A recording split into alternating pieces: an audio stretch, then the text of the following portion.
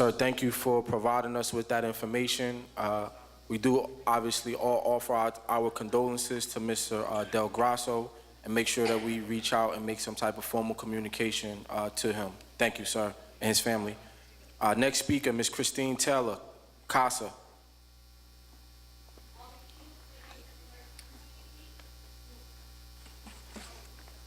Before you start the clock, can I congratulate the new members of the board and the new officers of the board? We're very, very happy to work with you in the future for the benefit of our students. All right. A couple of months ago, something took place at the Board of Education meeting which the state-appointed superintendent considered to be offensive. Our new chair made reference to that. Following that, just hours before the next scheduled meeting, the district announced that the SAS would no longer be attending Board of Education meetings, and nothing seems to have changed. Therefore, the last meeting the SAS attended was 3 months ago because she became offended. Let's examine the record. Has the SAS done anything that would be considered offensive? Yes. Is it offensive to refuse to attend Board of Education meetings? Yes, it is. Is it offensive to ignore the recommendations of the elected Board of Education? Yes, it is. Is it offensive to suspend principals who peacefully express their opinions in a public meeting? Yes, it is. Is it offensive to wait until 7:45 to close schools after a major snowstorm has already begun? Yes, it is. Is it offensive to hire an assistant superintendent who, in her last job, gave her brother a busing contract without authorization? Is it offensive to implement a One Newark plan for school choice developed by a committee with only one representative from the NPS? Yes. Is it offensive to have a senior staff composed entirely of people from outside of not only Newark, but outside of New Jersey?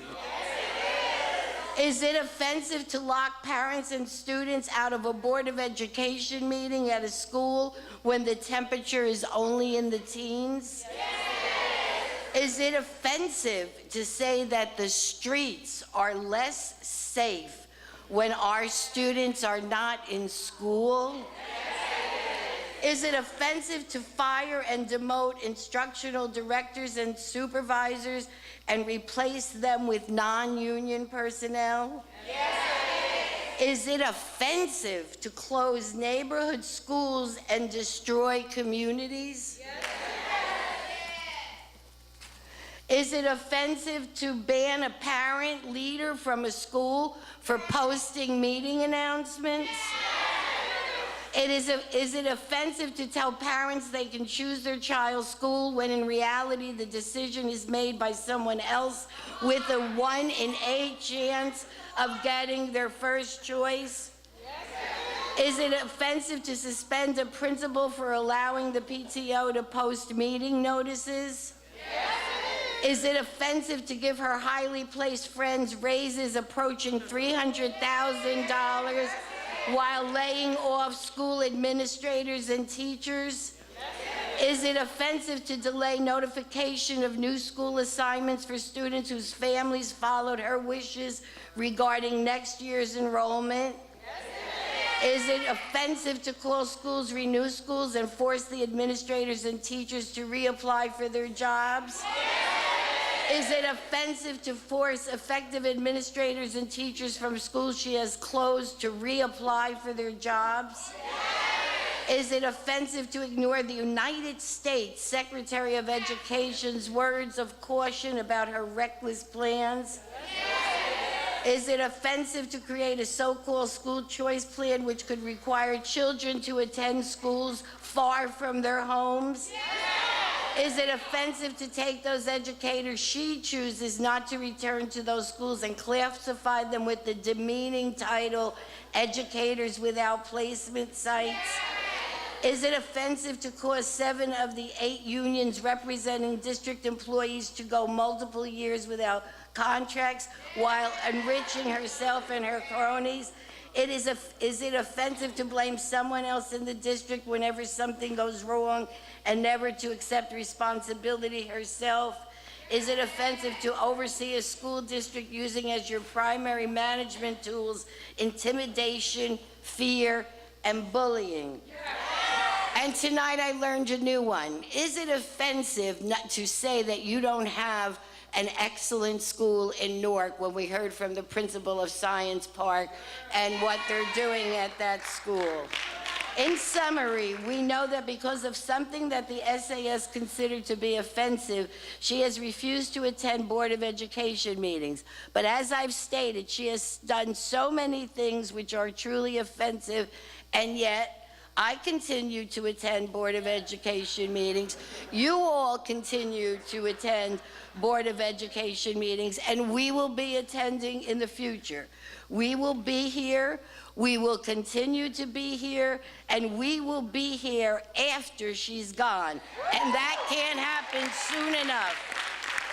Thank you, Ms. Teller. Mr. Frank Adayo, Local 3.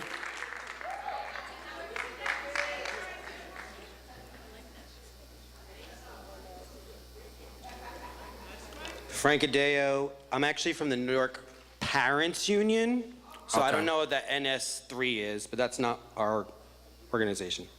All right, thank you. No problem. Just give me 2 seconds.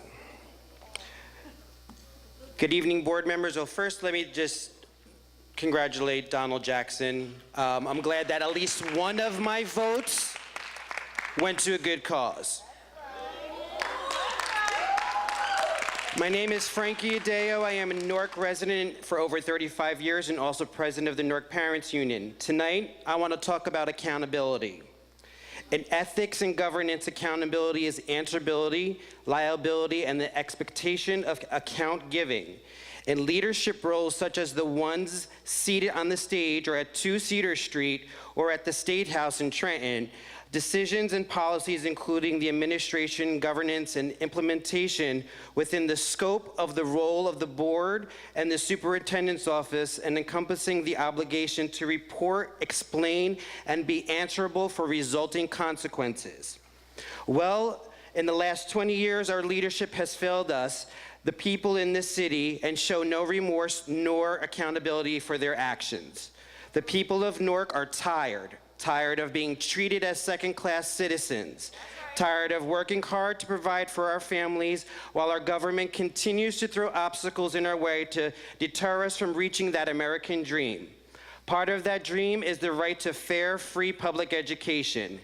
If we all, sitting here in this room, or our family members before us came from other countries and had to go through an algorithm to place them in a school outside their neighborhood, detached from their community, if that was the case, I probably wouldn't be standing before you now.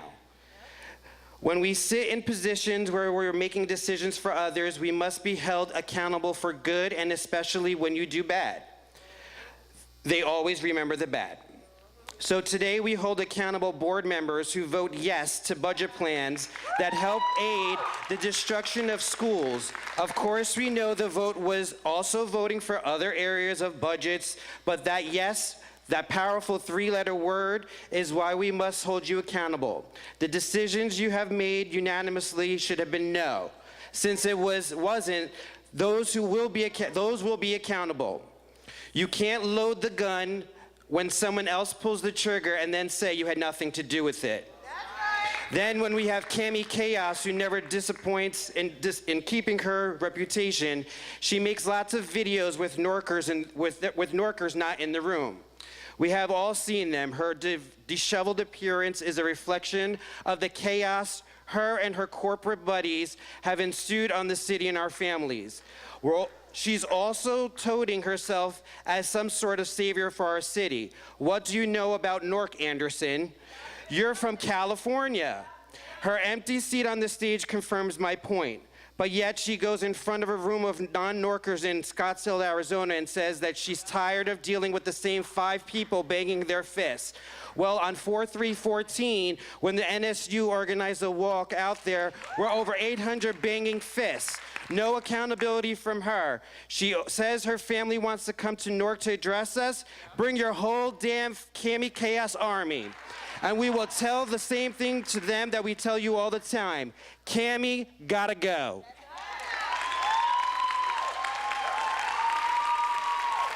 Thank you, Mr. Adeo. Next speaker, Ms. Kathleen O'Prey.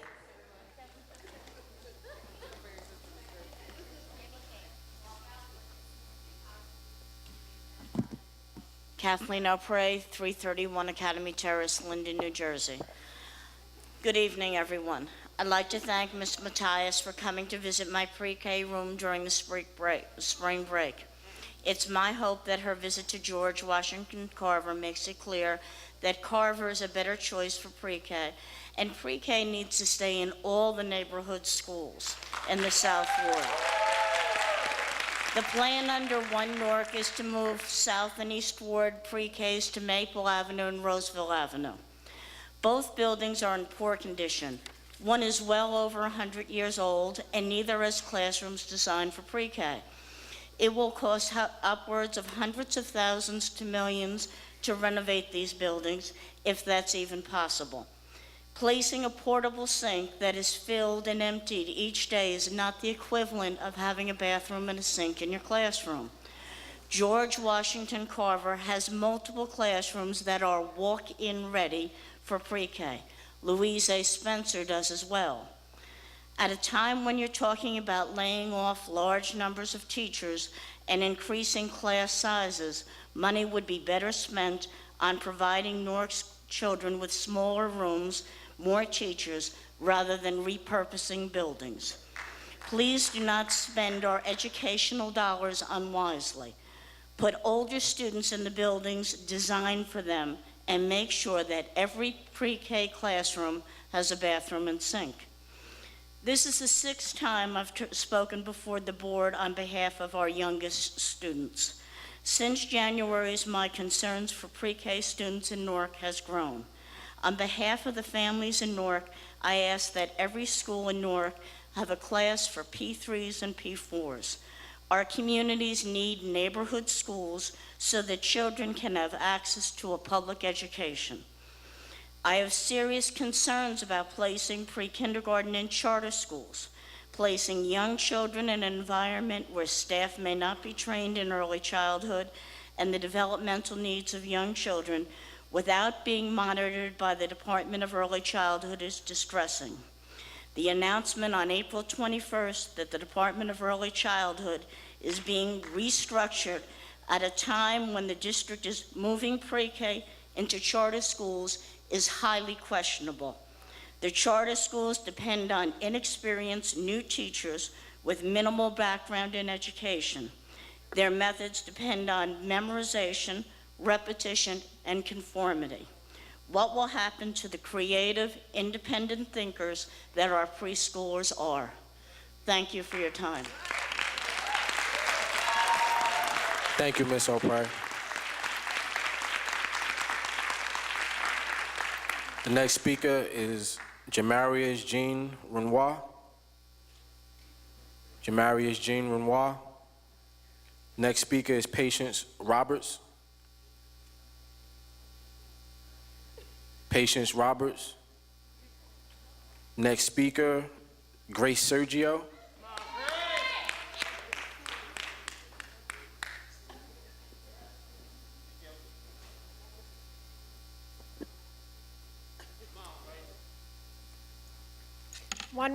Clinton Place. My name is Grace Sergio, and I am here as the proud parent of a Hawthorne Avenue 8th grader. I am here to speak to you again to represent the 350-plus committed parents of Hawthorne Avenue School who have elected me of the top-performing elementary school in the Newark Public School District. My parents have one question that we need you to answer. What more do we have to do to keep Hawthorne Avenue School open next fall under the current leadership of Principal James Grady. Cammie Anderson is fond of saying that parents vote with their feet. Our parents have voted with their feet, their pens, their words, and their actions. Specifically, over 200 parents attended the district-held community meeting on December 18th to meet with Newark Public Schools' Keith Barton. They were vocal in their opposition and candid with their questions. Barton promised them that they would return with answers from 2 Cedar Street. He has yet to do so. Next, approximately 250 parents sent letters to both Cammie Anderson and Ryan Hill, respectfully stating their opposition to the planned opening of Team Academy in their neighborhood school. There was no response from either party. Then the PTSA invited the Urban Issues Institute of Essex County College to implement a school report card survey to Hawthorne Avenue school parents. Data was collected and analyzed on 25 areas of educational quality. The report's findings were crystal clear. 96% of parents stated that they agreed or strongly agreed with this statement. My child's school believes that every child can learn and succeed. 70% of parents stated that they strongly agreed. The statement, my child is learning what is needed to succeed next year, also garnered a strong response with 82% of parents strongly agreeing, another 13 agreement, bringing the affirmative total to 95%. These findings were shared with 2 Cedar Street and again, with no response. Most recently, 268 Hawthorne Avenue school parents completed a school registration form that states that they are committed to keeping their child at Hawthorne Avenue School under the current leadership of our principal, Mr. James. Just last week, in the Newark Public School Math Olympics, Hawthorne Avenue School performed so well that it immediately qualified for a final round. In doing so, outperforming 7 of the Renew schools in all of the Brick Academies. It is no secret that Hawthorne Avenue ranks #1 in the Newark Public Schools in student growth, ranks #3 in the state among peer schools in student growth, and ranks #7 in the state among peer schools in academic achievement. Our leaders have led, our teachers have taught, our students have learned, and our parents have participated. Our school has registered next fall students. What more do we have to do to achieve? I respectfully ask the advisory board to get directly involved. Will you agree to set up a meeting with Cammie Anderson to support the removal of Hawthorne Avenue School from the charter launch school list? Yes. We deserve to be we can supported commit to and do not that. closed. I have here the letters from the parents stating that they would keep their children in Hawthorne Avenue. Would you like to have a copy? Absolutely. Thank you.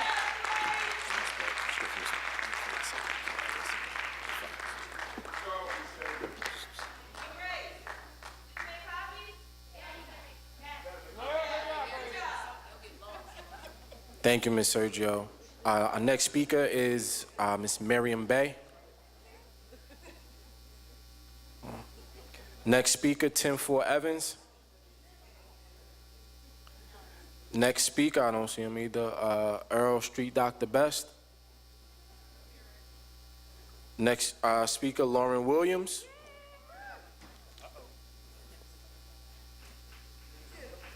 I'll try. Lauren Williams, Newark Evening High School. I'd like to begin by extending my heartfelt congratulations to Donald Jackson. I'm so incredibly proud of you, DJ. I remember when you were a freshman at Shabazz. I knew then that this day would come because you were already giving them hell. I can't wait to see how your mere presence impacts this board.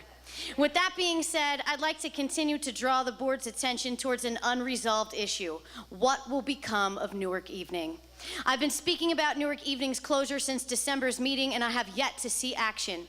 Furthermore, staff and students haven't received an update since Brad Hagerty presented his half-baked plan in February. I demand to know what is happening. How can you let an 88-year tradition simply die, execution style? It defies logic and reason as Newark Evening provides a valuable service to Essex County as its only free adult program. What am I supposed to tell my adult learners? That their education isn't as important as establishing single-sex academies? Speaking of both Eagle Academies, they have double our budget and 1/4 the amount of students combined. How can this be when in 2012 we had over 600 students in core classes alone? I'm tired of our program being ignored, of our fate being up in the air. We're at that point in the year where if we are being closed, it'd be nice to know. If we are being subsumed by Newark Leadership Academy as proposed, show us the plans for transition. Not a PowerPoint, a real plan. Because what Brad presented was unacceptable. Moreover, I question what NLA does better than us. It seems like the only reason it's not being closed with its abysmal attendance of less than 50 students on a good day is because it was established with Facebook money. Ultimately, I'm asking the board to stay the execution of Newark Evening. Next week, I'll be taking this fight to Trenton and speaking the raw truth for all to see. And one more thing. Someone really needs to look into what's happening with Channel 77 because these meetings are not being played as required. And when they are being played, the volume is muted or so low that people have no idea what is going on. It is ridiculous and it needs to stop because those meetings used to be played all the time and instead people are being treated to Chris Christie's 2012's exploits. Thank you. Go ahead, girl. Thank you.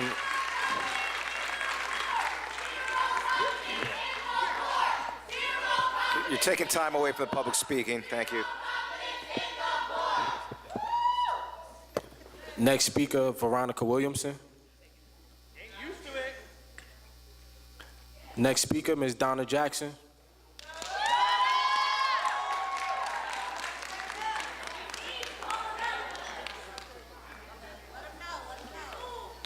Good evening, Donna Jackson, 128 Smith Street. Congratulations. And now the pain begins. There is discomfort, but you better come together. There needs to be a voice in unison, and if you don't agree, as I've been saying for the last 3 meetings, resign. This is about Newark public school children. This is not about charter school. This is not whether you support that. Charter schools, as I told you before, have their own board. Go get on them if that's what you want to do. They all have a board. Every charter school has their own board. That's why this is called NPS, Newark Public Schools. Because this is about our children achieving the great things that they achieve here at Science High. This is about our children achieving the great things they do at Hawthorne and McGraw. This is about our children achieving what they achieve at Ivy and Lincoln. This is about our children being able to have a future in this city. This is about our children getting the services that they need when they do get in trouble, when they lose a family member, when something goes wrong in their life, whether they're at Science, whether they're at McGraw, whether they're at University, whether they're at Eastside, whether they're at Barringer or Westside. This is about the children of Newark. The charter schools have distinctly said they do not want any more Newark children. They have creamed the top 3%. That's why now at this point in Newark, 60% of the children that attend the charters that you're sending my money to live outside of Newark. It's wrong. And I'm not going to tell you anymore that you're not going to not stand for these children and not meet repercussions. The 3 of you that voted yes to this budget, the fire is still on. And let me tell you the only reason why I'm not standing here today with the recall petition for the 3 of you is because what is to come after you is worse. Because I'm not looking to put another political entity sitting up there. I'm not willing to have Steve out of bottle control just a little bit more than he already does. I'm not looking to do that. So as I speak to all of you today, hear me. Yeah, this is about partnership, but this is also about kicking butt. Yeah, this is about our children, but this is also about accountability. And there has been a clear vote from this board of no confidence for Ms. Anderson. So when you act contrary to the vote that you just took, I gotta be suspect. I gotta ask you what team you're sitting on. When you sat here less than 6 months ago and took a vote of no confidence for this woman. And Daniqua, thank you for being the only one to have heart to get up on Facebook and give the crazy answer you gave, but at least you gave it. and take the heat from giving it. Because I don't care what explanation you tried to come up with. There is no excuse to vote on a budget that closes 15 schools, that gives no direction to any of the parents of the schools that are being closed, that gives no direction to reward for schools that have done what they're supposed to do, that gives no direction as to why Mr. Motley, why Mr. James, who sit in the heart of the hood, budget's been cut 40 and 50% before the closure, and they still making it happen, and you don't stand with those people. This ain't about the suspension. This ain't about nothing else but the future of Newark. And if you look across the country, get your little butts on a plane and fly around and see other communities that are destroyed by this. If you don't think this ain't pre-New Orleans, I don't know what you think it is. I don't know what you think it is. Because when you begin to put this community out of work, when you begin to disenfranchise our children, when you begin to think insanity as some of you are thinking, then those of us in this community got to stand up at this mic and call you what you are. And if anything that comes out of our mouths, despite the warning from legal, if it ain't true, I've been doing this 20 years, ain't been to court yet. Because what comes out of this mouth, you would have to prove in court that you didn't do it. So when I stand here, free of any federal, free of any state level indictments against me for slander, because they never did it, as we stood here tonight and listened, as we went through the litany from Mr. Kinney, of how Ms. Anderson got here, how we disrespected Ms. Terrell. And we sit here still thinking we could play ball with this woman who is going across the country talking about our community, talking about our children like they dirt. And I'm telling you all right now, if this woman don't feel uncomfortable because you didn't do the job last year, if she don't feel uncomfortable to come to any meeting, you're not doing your job. She does not deserve to continue to sit in this community, particularly of African American and Latino folks who's struggling to make it happen, and be sitting here as if she's doing nothing wrong. Let's be clear, and let me close with this. This is about our babies. This is about public schools. Charter schools or private schools, that's why they got an application. So let me tell you this. If you don't want to advocate 100% for every black, brown, and white baby in this district, then you need to give me your letter of resignation tonight. Get up and walk out of here, because at stake here clearly is the continuance of Newark Public Schools. At stake here is the future of my city. At stake here, bigger than the mayoral race, bigger than the presidential race, is the future of what will happen to these children who sit in this chair. At stake here is what happens to parents who stand to demand better for their children than we have for ourselves, and then you dare to sit there and allow this woman and her posse to continue to strip them of everything that will make them the great people that they are.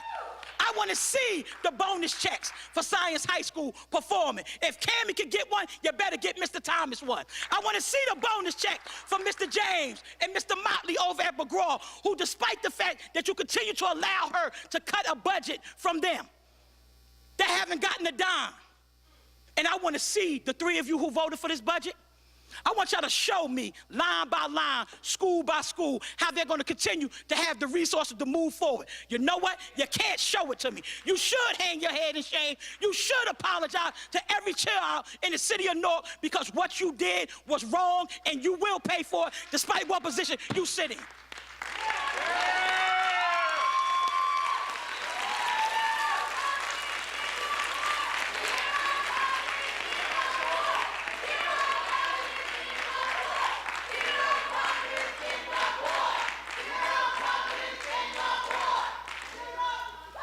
Thank you, Ms. Jackson. Next speaker, Ms. Natasha Allen.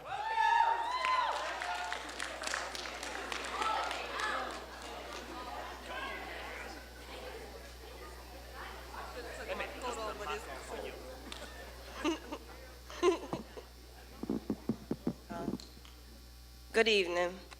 Natasha Allen, 301 West Kinney Street. That's North Vocational Building. You know, I just want, I'm a lot upset at a lot of this stuff, these shenanigans that's going on. And it's important for us to get out and vote. And DJ, I congratulate you. You know, we talking, I know you're gonna do what's right. You know what I'm saying? And I know that your ability is limited, but I know that you're the man for the job.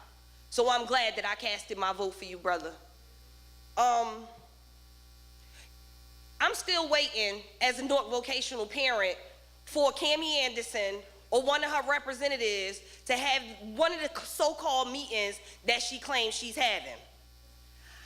I'm very vocal in my daughter's school.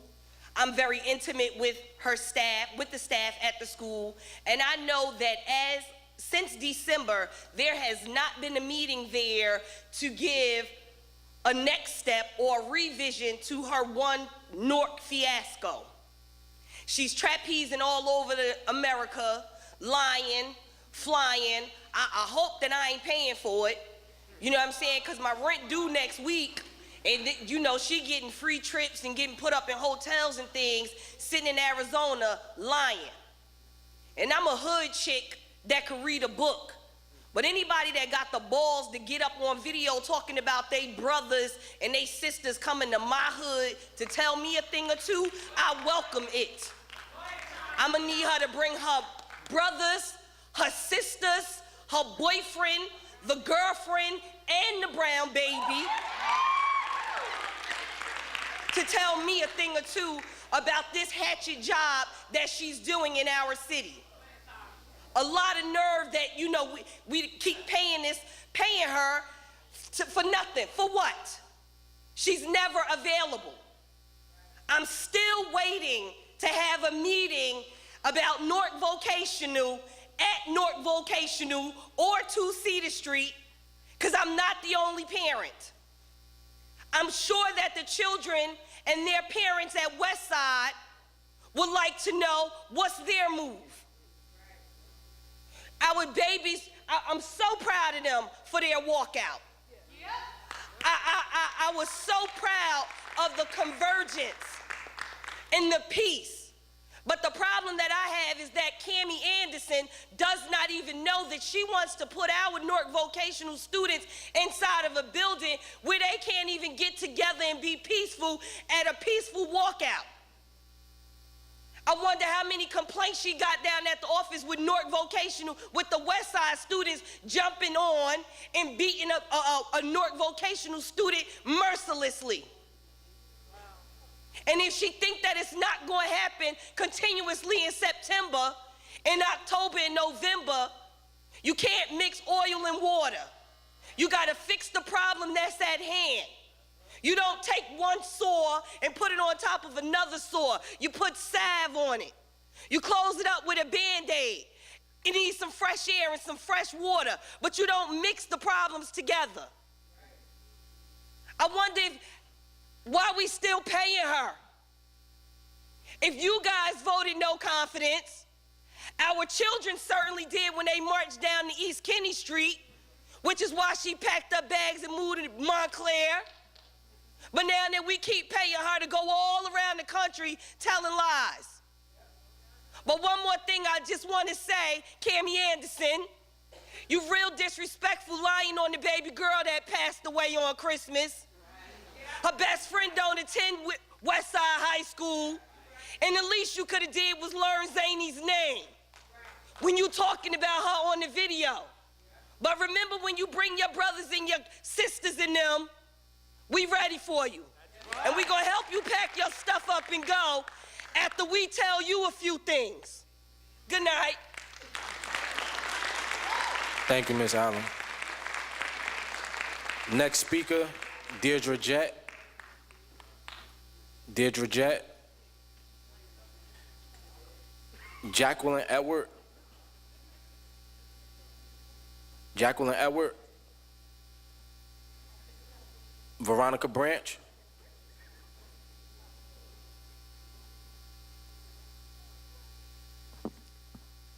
Veronica Branch, 121 Leslie Street. First, I want to congratulate DJ. So happy for you, love you. Secondly, I want to say the shenanigans that happened tonight here with this election, I hope you enjoy your year. Okay. On every meeting held and phone calls made, we have asked what will happen to the children of Bragard. We still have no answers. April 17th, during spring break, a group of unknown people invaded Bragard Avenue School. We called and asked who they were. Still today, we have no answers. Bragard is still a public building where our children's records are held. We have no information who these people were, what they was doing, or what information they was looking at. So we still, to this day, need to know that information, who these people were. Also, the Bragard students have been violated by the Family Education and Privacy Rights Act. Our information was given to team without our knowledge, and we have filed federal complaints against that. Also, as testing going on at Bragard, there's a lot of kids that have opted out of testing. We need better plans for the children, including mine, that have opted out of testing. A child transferred out of Bragard to Avon Brick, where he was told that he had to come back to Bragard because of the testing going on, but Bragard has received 12 students, including one yesterday, with no money, and we have to take them in, including when testing is going on. So how is that fair? We need information on that. And some of them, yes, they coming from charter. Mostly of them are, because that's what charter do. When testing starts, they get rid of their kids. So also I want to say about Cammie Anderson attending the Arizona conference, which is surprising since she can't attend any board meetings. But the audacity to her to compare her sister having surgery to what's going on here in Newark is appalling. Yeah, her sister doing surgery was appalling. But like I want to tell Ms. Anderson, I have news for her. When a surgeon is in the room, he's taking expert advice from the nurses and the staff, unlike herself. Everything that seems to come out of her mouth is a lack of knowledge, clearly showing the lack of knowledge she has for the students and the parents going on, what's going on here in this community. And so we need for Ms. Anderson to go, and you board need to act like you need her to go. And lastly, I need to say, let's be clear on this. Any hardship that was placed on families of Newark, lawsuits will follow. And anybody need papers for the opt-out testing, I have them with me. Thank you, Ms. Branch. Next speaker is Sharon Parker. Sharon Parker. Hakima Bailey. Hakima Bailey. Marianne Williams. Marianne Williams. Chatisa Mary. Chatisa Mary. Crystal Rivas. Crystal Rivas. Precious Williams. Precious Williams. Kathy Ventor. Kathy Ventor. Lucius Jones.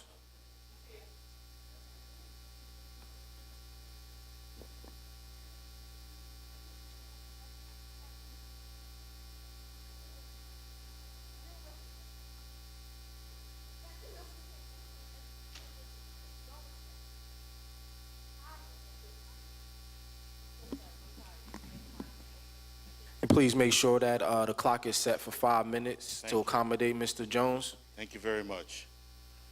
Board members, I'd like to say that the president of United Parents Network, Ms. Jackson, has already basically set the tone for what we believe and what we expect from the board, from Cammie Anderson, and from the Department of Education.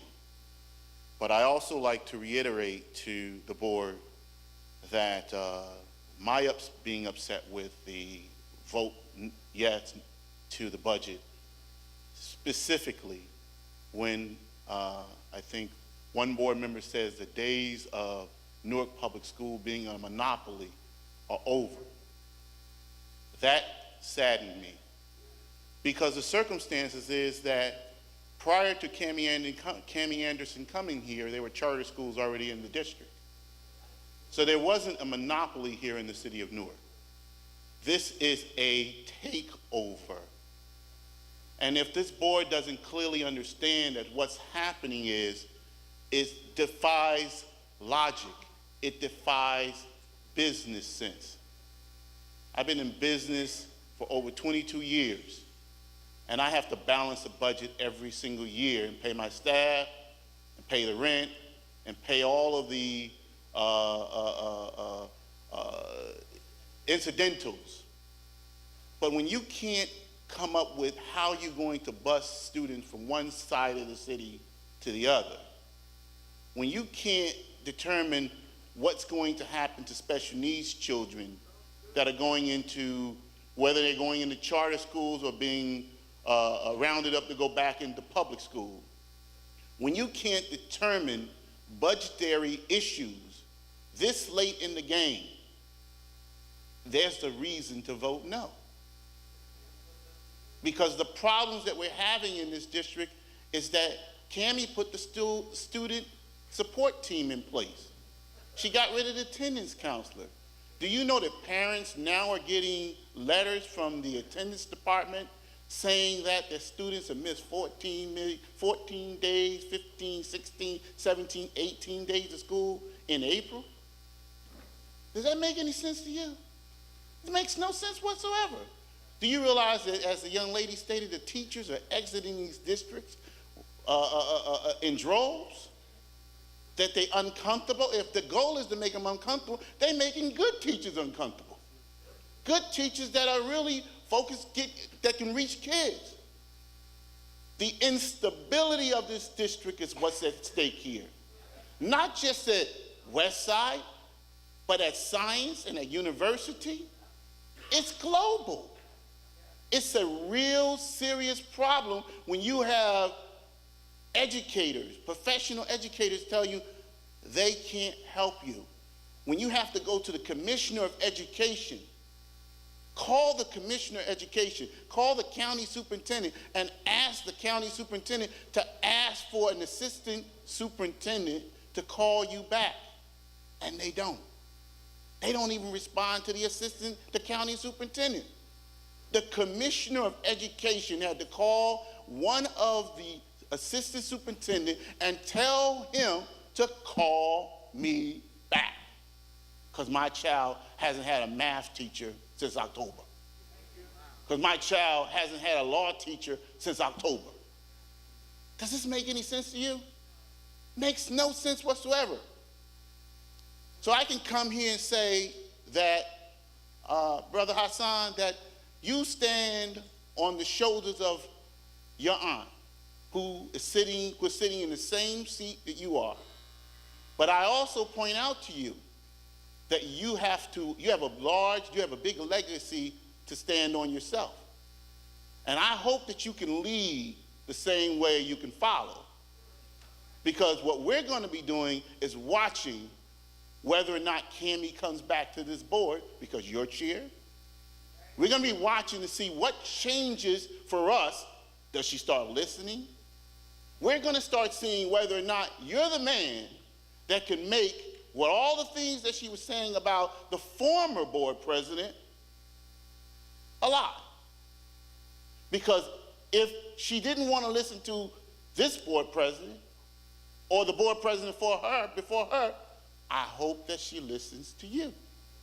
But folks will be watching, and folks will be watching, and folks will be taking notes.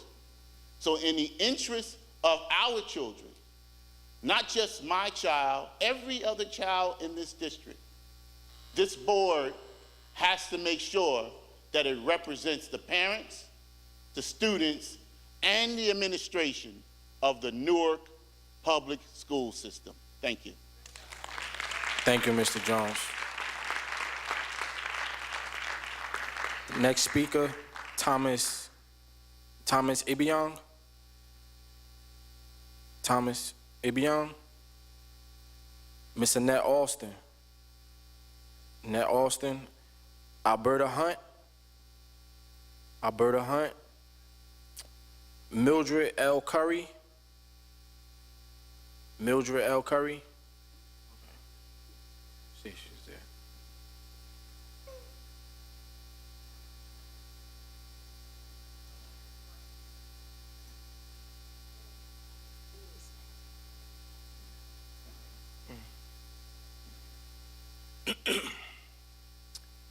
Good evening. My name is Mildred Curry. My company is Teach for Kids 2 LLC. I am the creator and inventor of the Teacher's Best Apron, patented as the Teacher Strategies Tools Apron, based in 100 years of the best practices researched in education. This apron allows the teacher to teach moving throughout the room, employing the strategies, tools of the trade for which students' cognitive learning styles call, and without missing an educational beat to look for those tools in a drawer, in a closet, in a book bag, because the tools are located right in the pockets of the teacher. I have 30+ years in the business of teaching. I have taught pre-K through the college level and adult, both here and abroad. Having been a coach, teacher trainer, having been an administrator, having been an adjunct professor, and a mentor, I know these strategies work. This is a uniquely universal instructional garment that is designed to achieve maximum engagement between teachers and students and provides a platform for delivering immediate pedagogical strategies that work. When the teacher wears this apron, they become the superhero in the room, celebrating kids, capturing aha moments, rewarding academic success, promoting social kindness, dignifying rambunctious students' behavior while saving the voice of the teacher, clarifying misunderstandings, incorporating technology, documenting student ideas for future instruction, infusing humor and leveling the playing field so each and every student gets a fair and equal opportunity to answer a question, ask one, pass, or manage a classroom task. These actions garner more of the student's attention, so more of what is taught is retained. Using this, and then using formative and summative assessments, the increase in students' performance, both academically and socially, is dramatic and measurable. I am seeking to demonstrate my product in front of the decision makers in your district. Thereafter, placing strategies, tools, aprons in the hands of teachers who believe they are good, yet believe they can be better, and taking them from good to better to best. This is Miss Darlene Ivy Williams. She is a teacher in East Orange who uses the Teacher Strategies Tools apron. The first year she used the apron, she was awarded Teacher of the Year at her school. This is an education anomaly that works. And it answers the questions that Bill and Melinda Gates, Wendy Kopp, and Cami Anderson ask about what makes a quality teacher and what makes effective teaching. I want to, sorry to cut you off, Ms. Curry. I understand. I do want to thank you for coming out with the presentation. We were sent an email with information for your company and your product. I don't think that 3 minutes obviously is enough time for you to make a full presentation and for the proper questions to be asked. So we do have your contact information, and the appropriate thing would be for us to obviously reach out to you and to discuss you making a presentation in a committee format or at a business meeting. So we will be in contact with you within the next 48 hours. Thank you. Thank Thank you you. so much. Thank you.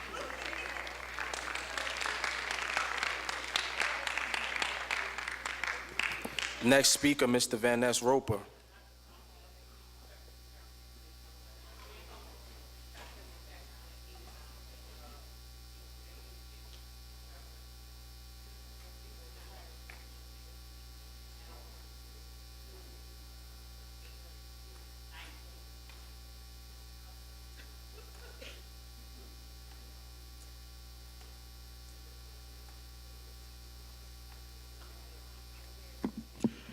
Good evening, Advisory Board. Congratulations to the new board members. I'm here today as a father. I'm speaking on behalf of my daughter, Jordan Roper. I'm here to talk to you guys today of something I perceive as a cover-up. I faxed over information to the board in regards to human services, the district doctor. My daughter was giving a prescription from home instruction because she was threatened, harassed, and bullied, and the general counsel that's up there, he's aware of this. And the doctor basically refuses to extend home instruction that is prescribed by a medical physician. Superintendent Anderson has decided to do nothing. Mitch Center's response, which is Mitch Center's network, his response to me months ago was that if I didn't want my daughter to be harassed, she shouldn't come to public meetings or shouldn't testify at public meetings. Now, this is what this district do. Mr. Center is the worst superintendent that this district has ever had. He doesn't call, he doesn't respect parents, and he sits and conspires with teachers in his buildings and whatnot, although Cammie doesn't seem to understand that Ms. Sender was a part of that problem because he was conspiring with some teachers to oust her out of here too. And I'm putting it out here. And out there wanted them to call me a liar. This has continued to go on. My daughter is being denied an education because the district wants to cover up the fact that the union or a teacher sent her a notice saying that if she continues to testify that they're going to fail her, then ask me a question, is she going to be safe in school? These are teachers at Alexander Street School. The Ms. Cinder also doesn't want to understand that a VP was threatened, where they threatened to blow up her car. That's not being talked about by Mr. Center. And I've asked for the superintendent to remove Mr. Center out of this quandrum. He has no business making a medical decision on my daughter, which Dr. DeFazio said that Ms. Center has to do. Now, I would like to know, does he ask his patients and at his private practice in Nutley and Belleville, does he allow Ms. Center to make decisions about their case with those with his European Caucasian patients / Italian / Indian? Does he allow Ms. Center to make medical calls? Or does it? And if you check his rating on the computer, he has a perfect score. That means he accommodates his community, but why he disrespects our community. This doctor needs to be terminated. And as far as Cammie is concerned, I'm gonna say this. And I've been on the phone with the state for the last couple of weeks. They're tired of making excuses for her. And I'm going to say this to the board members, even to those of you who are right here on this board. I'm saying this to you now and whatnot. The bottom line is that either you're going to try to change some things for this district or you're not. But the bottom line is that your leadership has never been great. And somebody asked the question, I'm saying this. He said, how do you change a district? One parent at a time? How do you change a district? One board member at a time. Some of you shouldn't be up there because you don't represent parents and you don't represent your constituents, and you've been a part of this process for a long time. And I sat back and I watched all of this stuff. This district has a problem because they know that most parents don't come to the table. The matter, you guys, I'm telling you, and I'm sitting down, it's not going to be solved with us yelling and hollering at Cammie because she doesn't care. Lawsuits must be filed, and I'm filing mine tomorrow. We're going to court, and if it means that we have to file injunctions, then we file injunctions. If it means we file for emergency relief or emergency hearing, then file for them. If your child has an IP or 504, take this district to court. Listen, tell Cammie one thing. Pressure does two things: breaks glass and create diamonds. And Cammie is about to feel some pressure from this district. Not yelling. Thank you, Mr. Roper. Next speaker is Roberto Cabana. Roberto Cabana. Lisa Gray.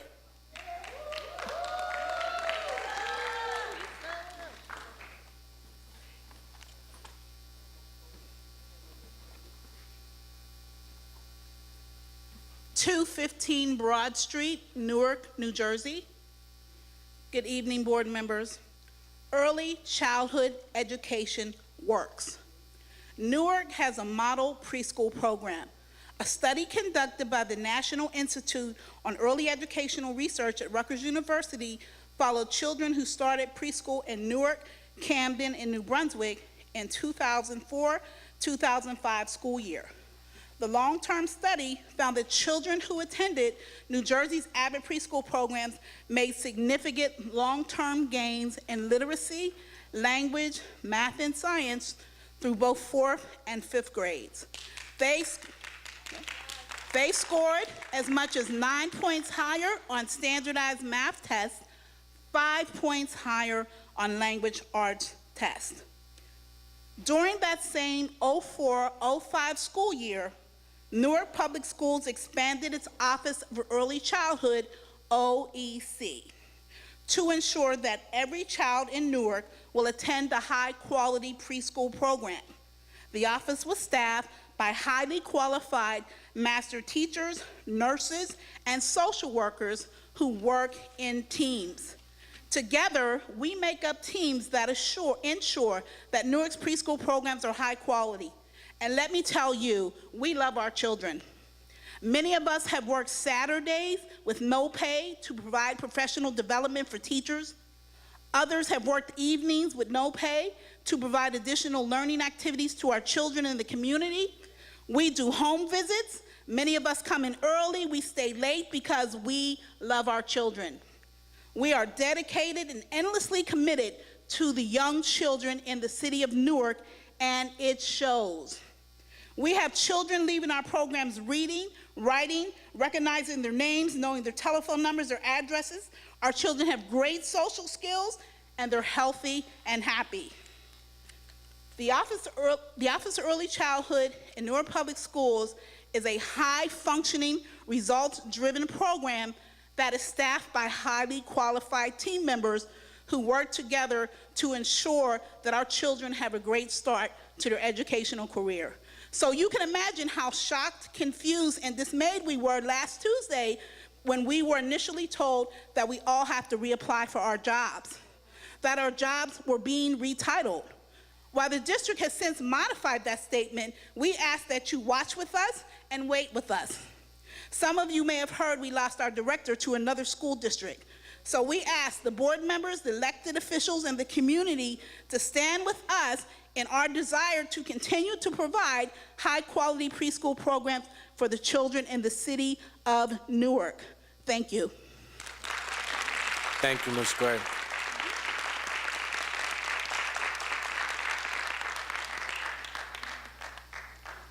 Next speaker, Reginald Bledsoe. Reginald Bledsoe.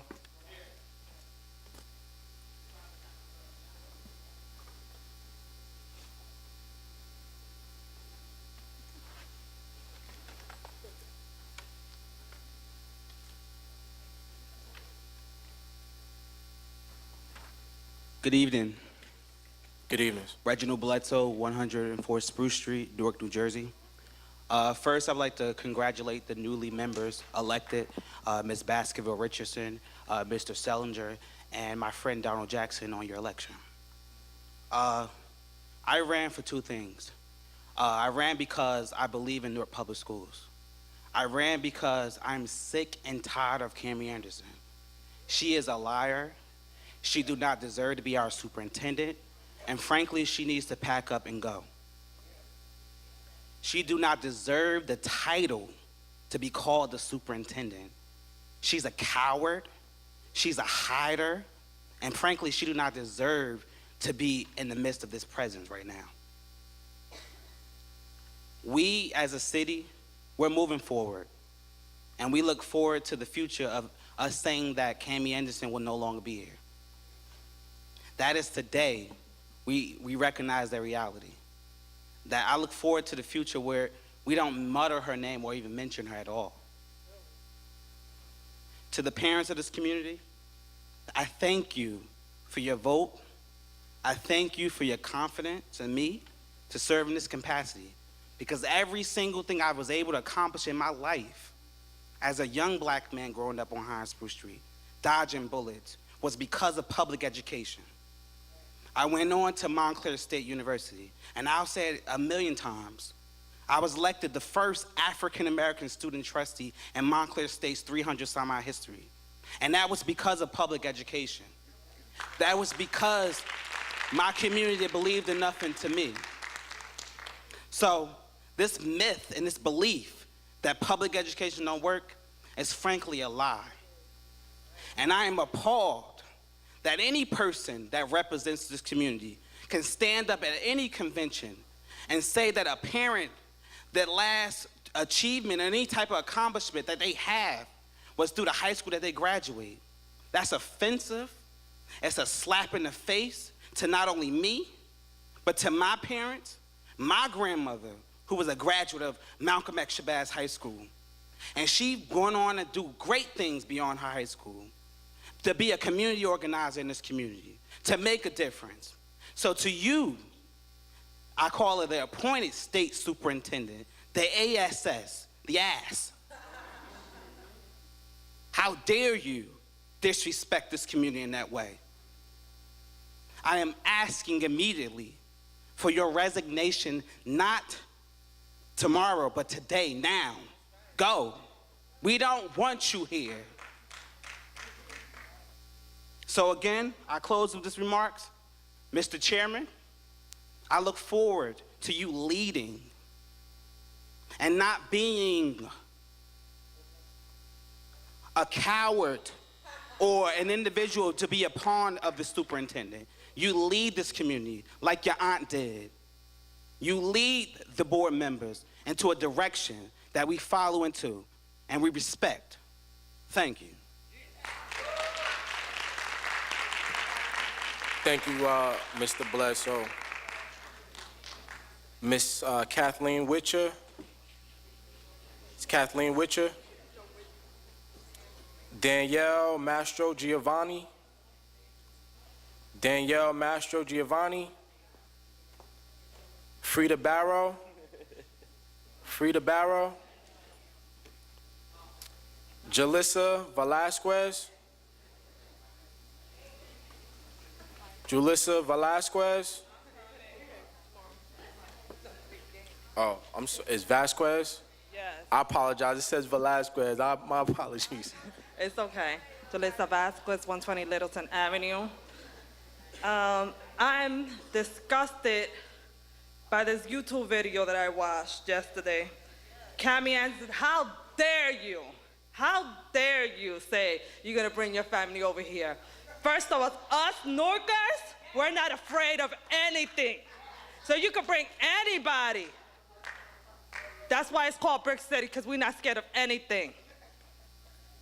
Instead of you sitting in that YouTube video talking about us, you should have sat there and said how a teacher at Camden Street School got fired because he put a hand on a child and called child an N-word.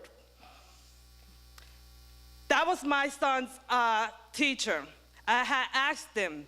He came home and he said, "Mom, my teacher got fired." And I said, "Why?" He said, "Because he was not a tenured teacher." And I said, "Yeah, right. He's a teacher from Teaching for America." So come to find out, I found out information and they told me, no, he got fired because he laid a hand on a student and called him the N-word. I knew this was gonna happen because prior to that, my son told me this teacher would put his hands on the desk, will shake it, and the students will be scared. My son came home one day and said, "Ma, I'm scared, I'm afraid." When I went to report card, I addressed that with that teacher. He said, "No, I did that, but I know I'm not supposed to lay a hand on no student." And I said, "Okay, because if you do, you have a problem with me if you touch my child." And I knew this was gonna happen. See, Cammie, that's the stuff you need to talk about, because since that's your people's, you don't want to mention none of that stuff. You don't want to say what's really happening. Don't lie to the parents, because the parents already know at Camden what exactly happened. You need to stop the lying. And I commend the students for the walkout. I heard that a lot of students from Barringer High didn't get out because they started locking up, the security guards started locking up the doors. But a student from Technology High School, he had walked out, and when he got to downtown Newark, students from Westside High School pulled out a knife and cut him up. That's my daughter's friend. He kept texting her. He said, "I'm hurt, I'm injured. Students from Westside High School hurt me." That child didn't go to a hospital because the mother don't have insurance. She was scared. He's a Mexican boy, so those type of Latino people, they don't want to go to the emergency room. She had to cure her own child. So tenían que el niño lo lastimaron y lo dejaron así. La mamá no pudo llevarlo a un hospital porque no tenía seguro. That's why us, as a community, we got to stick together. So on May 13, make a choice. And even though they got vote for Ross, remember, Cammie was elected by Chris Christie. So they both got to go. Thank you, Ms. Vasquez. Last speaker we have on our list is Maureen Robinson. All right, man. Congratulations, Donald Jackson. Good evening. As you know, my name is Maureen Robinson, 428 Doyle Street, Elizabeth, New Jersey. I'm a highly qualified special education teacher who was transferred to Central High School. I am of the legal opinion that my special needs students have the same rights of passage to a quality, equitable, and fair education in a safe and secure environment with adequate accommodations as students in suburban and charter schools. Since October of 2013, I have been requesting adequate accommodations for my special needs students. And since October of 2013, the variation of procrastinating promises of adequate desks for my students from "you will receive desks for your students" to "the desks have been ordered" to "the desks are on the way" to "the desks are here but have not been delivered to the school. So now the question becomes, what is the problem with having adequate desks to accommodate the needs of my special needs students delivered to Central High School? The inadequate desks that they are making do with now were especially designed for music sheets. The students have to pull 2 desks together in order to gain adequate spacing for their books and writing paper. I will submit a picture of them at the end of my speech. When I pose questions about the receiverships of my desks for special needs students, I am made mockery of and told every day, "You ask me about students for your students, you must be some kind of movie star," etc. And then, in an effort to retaliate against me in a vindictive manner, the petty differentiation in treatment towards me escalates with the walk-bys and turning of the head, pretending that I'm not seen to avoid speaking to me. That's how petty it gets when you're not a part of the in crowd, or when you're not one of the favorite ones, just because I continue to request adequate accommodations for my special needs students. I will also be filing a complaint with the Commissioner of Education. I still don't have a printer for my desk computer, so I purchased one for emergency purposes. However, it can't be connected to the system, but that's how teachers are treated who have been targeted as outcasts. The retaliation and harassment continues one way or another. Hate me if you will. It's not about me anyway. It's about the students. My room doesn't get cleaned, so I bought a broom, a mop, and a bucket, and I clean it myself. I was told that no one has keys to my room, so I had keys made and distributed them from the principal down. My room still doesn't get cleaned by night janitors, and I still have my students to set the trash container outside the door at the end of the day. I really miss the former janitor. That's the manner in which you are treated when you have been targeted, and administrators think that and feel that they can treat you any way they want to. It doesn't matter whether you like me or not. Jesus loves me. He's in control of heaven and hell. That's what matters. And if anyone thinks that they can get to heaven, hate me, that's between them and the person they worship. Most of you know that I have been advocating for students and teachers. I'm almost finished. I've been retaliated against and harassed for doing so for years. When I got tired of the disparate treatment, I handled my business and will continue to do so, just as I will continue to advocate for the fair and equitable treatment of students and teachers in public school. It's not about me. It's about fairness and equity to and for the students. If my students are hungry, I feed them. If they need a belt to keep up their pants, I purchase it for them. It's called giving back. Ms. Robinson, could you, which school are you currently at? Central High. Thank you very much, ma'am. You're welcome, sir. That was the last speaker for this evening. That concludes our public participation. We will now move into old and new business. Is there any old or new business that needs to be brought to the floor by board members? Mr. Chair. Yes, sir, Mr. Jackson. Well, before I begin, I would like to say thank you to all that congratulated me. I am new, so I'm going to tread lightly.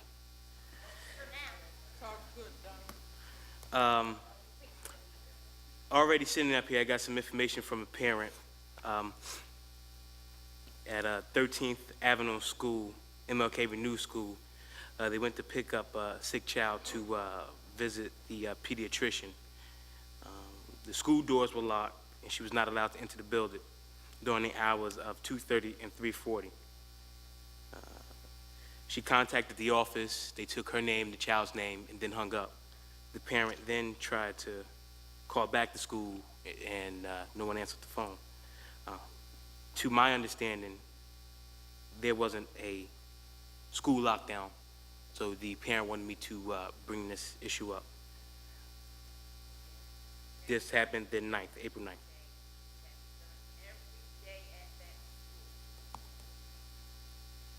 So she wanted me to bring that up.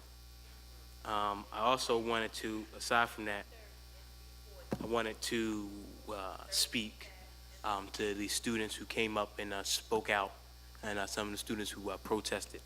I want to thank you for your continued diligence in speaking out against the issues.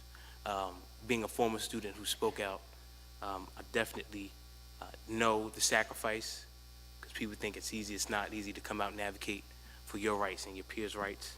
So I just want to thank you, and I want to let you know that I support you 100%, and I will continue to support you. I might not be as vocal at these meetings as I once was, but do know that my position will never change. My fight will never change, and I'm with you 100% of the way.